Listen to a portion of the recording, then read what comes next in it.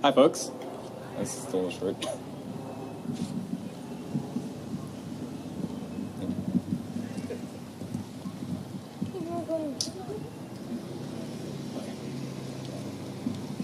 Hi. My name's Gabe. I'm 16 years old, and a couple days ago, I was in a courthouse listening to my own state telling me how I can't vote. And how they're doing everything they can to protect me. They're not, by the way. Let's back this up, though. Back this up to how this started, because this is where we are now. This started 4 to 5 years ago. 4 years ago. So, I'm guessing a lot of you have heard about either the federal or the Washington state lawsuit and the parties involved in that. Am I correct? For those of you that don't, I'm going to go through a quick outline and clear up a few misconceptions. This all started back 4 years ago, middle of the year. We gave a petition to the Department of Ecology in Washington, asking them to strengthen their carbon emissions limits to try to get a hold on climate change based on science. Now, you'd think, being a Department of Ecology, they wouldn't have much of a problem with that. They had a problem with that. They said that they didn't want to do it and that they had alternatives. Those alternatives were based on 10-year-old science, and they actually were just the same thing they were already doing, which wasn't enforced. So we took them to court. Now, we've been in court for about 4 years now, and we've stepped it up to a constitutional case. That's a lot bigger than just suing the Department of Ecology. There's some things you may hear about the case that may be wrong as well. For instance, we are not taking our state and previously the Department of Ecology to court because they're not doing enough to protect our future. We're not. We're taking them to court because they're taking direct action against our future. They have known about climate change. Washington has known about climate change for decades. They have. And they have done not only nothing to protect us, as some people would say, but they have taken direct action against this. They have subsidized fossil fuel companies, and they have encouraged a system where infrastructure is based around the consumption and production of dirty fuels.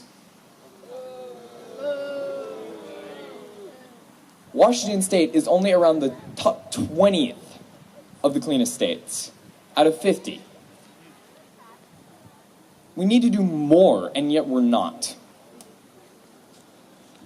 So, we took them to the court several times, and each time the judge ruled more or less in our favor and set some amazing precedents. I don't know them by heart, so I have them here. Excuse me 1 second. Oh yeah, here we go. She said that we have a right to a safe and livable future, including the environment, and that is protected under the public trust doctrine, which is what this whole thing is all about. It's this piece of legislature in the Washington Constitution, not that big a deal, right? That says that we all have inalienable human rights to clean air and clean water. And therefore, we have the right to a clean and safe future. And that is what we are arguing. And because of that, we have confirmed that every single one of us here has the right to a future. We have the right to a safe environment. We have the right. And it is up to our government to enforce that right. And they have fallen short.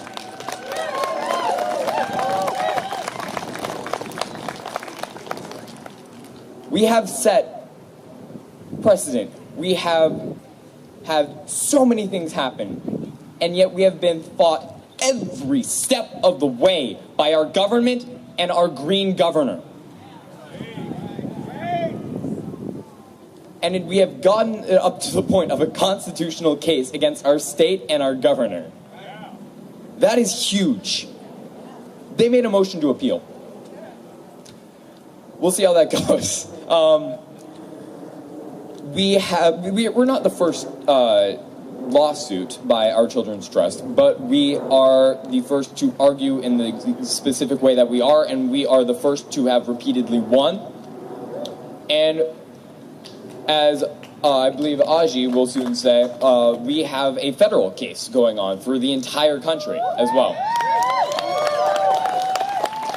Which, funny enough, you'll never guess, has also been fought tooth and nail by our government. Yeah,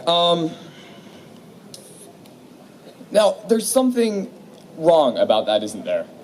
Just wrong.